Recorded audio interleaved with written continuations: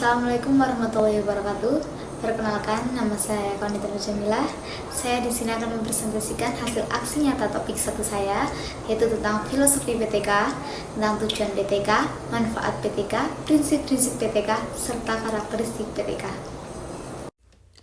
Penelitian tindakan merupakan penelitian yang dilakukan dengan beberapa tindakan dalam memperbaiki suatu metode, pola, strategi, aturan, atau konsep pada suatu program atau kegiatan sehingga mendapatkan hasil yang terbaik dari kegiatan sebelumnya.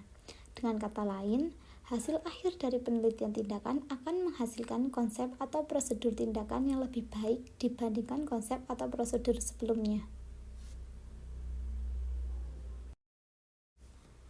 Berdasarkan pandangan ini, bisa diketahui bahwa penelitian tindakan kelas membutuhkan perencanaan yang matang, refleksi yang mendalam terhadap tindakan, dan analisis yang akurat terhadap dampak yang ditimbulkan dari tindakan-tindakan yang diberikan kepada siswa di kelas, sehingga arahan penelitiannya lebih terukur dan nyata apa adanya. Istilah penelitian tindakan kemudian mengalami perkembangan dan sering digunakan dalam dunia pendidikan, terutama sering digunakan oleh guru.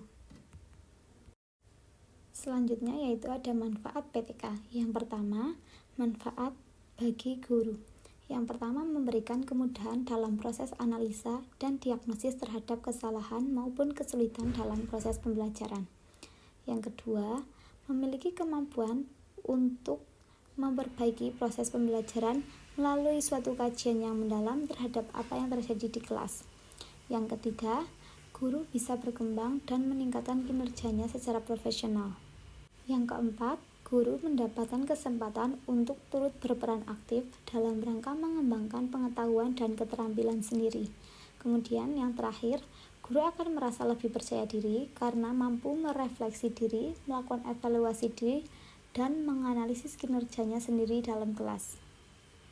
Kemudian manfaat bagi sekolah yaitu yang pertama, mampu meningkatkan kualitas pembelajaran yang mencerminkan kualitas pendidikan di sekolah tersebut. Kemudian yang kedua, untuk memperbaiki dan meningkatkan praktik dan pembelajaran di kelas secara berkesinambungan.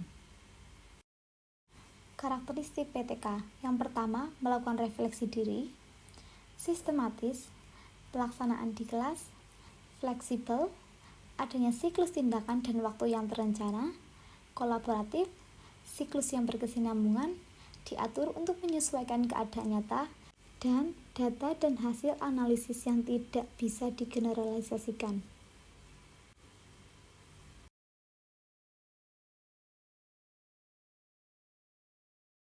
PTK diagnosis. Dalam hal ini, peneliti mendiagnosis dan memasuki situasi yang terdapat di dalam latar penelitian. Sebagai contohnya ialah apabila peneliti berupaya mengenai perselisihan, pertengkaran, konflik yang dilakukan antar siswa yang terdapat di suatu sekolah atau kelas. Suatu penelitian dikatakan sebagai PTK persitipan ialah apabila orang yang akan melaksanakan penelitian harus terlibat langsung dalam proses penelitian sejak awal sampai dengan hasil penelitian berupa laporan. Dengan demikian, sejak perencanaan penelitian, peneliti senantiasa terlibat. Selanjutnya, peneliti memantau, mencatat, dan mengumpulkan data, lalu menganalisis data, serta berakhir dengan melaporkan hasil penelitiannya. PTK partisipan dapat juga dilakukan di sekolah seperti halnya contoh pada butir di atas. Hanya saja di sini peneliti dituntut keterlibatannya secara langsung dan terus-menerus sejak awal sampai akhir penelitian. Yang dimaksud dengan PTK empiris ialah apabila peneliti berupaya melaksanakan suatu tindakan atau aksi dan membukakan apa yang dilakukan dan apa yang terjadi selama aksi berlangsung. Pada prinsipnya, proses penelitiannya berkenaan dengan penyimpanan, catatan, dan pengumpulan pengalaman peneliti dalam pekerjaan sehari-hari. Yang dikategorikan sebagai PTK eksperimental ialah apabila PTK diselenggarakan dengan berupaya menerapkan berbagai teknik atau strategi secara efektif dan efisien di dalam suatu kegiatan belajar mengajar. Dalam hal ini, kaitannya dengan kegiatan belajar mengajar dikemungkinkan terdapat lebih dari satu strategi atau teknik yang ditetapkan untuk mencapai suatu tujuan instruksional.